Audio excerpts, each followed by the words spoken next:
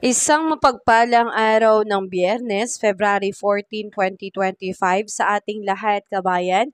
Narito po ang latest update natin sa ating panahon. Pero bago ang lahat, kabayan, patuloy pa rin po akong nakikisuyo ng like and subscribe at pahit na rin po ng notification bell. Kabayan, nandito pa rin po ang epekto ng iba't ibang weather system natin. Narito pa rin po ang epekto sa may area ng Batanes at Babuyan Islands nitong shoreline. Kaya asahan po sa mga areas na yan ang pagkakaroon po ng maulap na kalangitan na may mga kasamang mga kalat-kalat na pag-ulan and isolated thunderstorm. Samantalang apektado naman ngayon ang Visayas, Bicol Region, Mainland Cagayan, Isabela, Aurora, and Quezon ng easterlies. Kaya asahan sa umaga at tanghali maaliwalas na panahon pero pagsapit ng hapon at gabi, maulap na kalangitan na may kalat-kalat na pag-ulan na may kasama rin pong mga pagkulog at kidlat. Samantalang ito ng pong area ng Mindanao ay ngayon po ay naapektuhan ng Intertropical Convergence Zone kaya asahan natin dyan ang pagkakaroon po ng maulap na kalangitan na meron din pong kasamang mga scattered rains and thunderstorm. Samantalang ang area naman dito sa atin sa Metro Manila and the rest of Luzon, asahan po ang epekto ng easterlies. So pag easterlies, asahan maalinsangan o mainit na panahon sa umaga hanggang tanghali. Pero pag hapon, asahan na po ang bahagyang maulap hanggang sa maulap na kalangitan na may mga isolated rain showers or thunderstorm.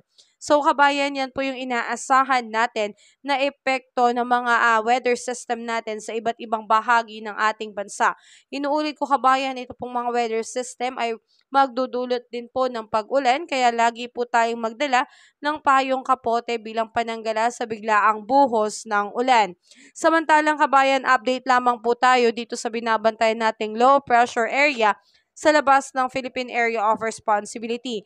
Ito po ay patuloy nating minomonitor at mababa nga po ang tsansa na ito po ay ma-develop bilang isang bagyo. So good news po yan kabayan. At dahil din po ito ay nasa labas ng PAR, mababa rin po ang tsansa na ito po ay papasok sa loob ng PAR. Kaya ngayon, wala po itong direktang epekto sa ating bansa. So napakagandang balita po yan kabayan dahil nangangahulugan po ito na wala pa po tayong bagyo. Wala pa po si bagyong Auring.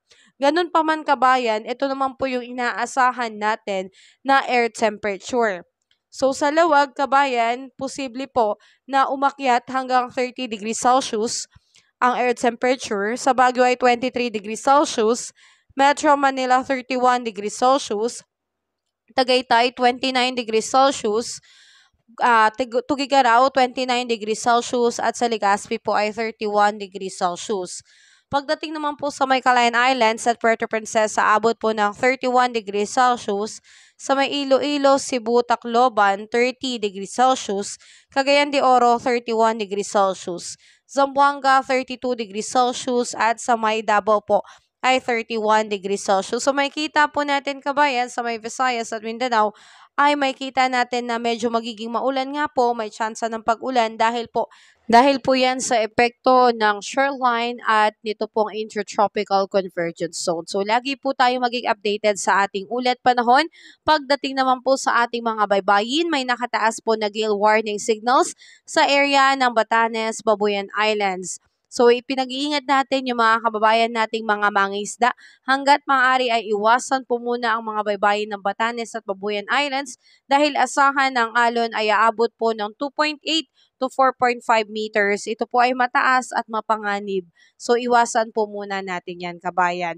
At sa ngayon kabayan, inuulit ko po, wala po muna tayong bagyo na inaasahang papasok sa loob ng Philippine Area of Responsibility kaya ikalma po natin ang ating sarili pero ganun pa man palagi po tayo maging updated sa ating ulat panahon at patuloy nating bitbitin ang ating payong dahil yan po yung pananggala natin sa biglaang buhos ng ulan kahit wala pong bagyo ay posible pa rin pong umulan.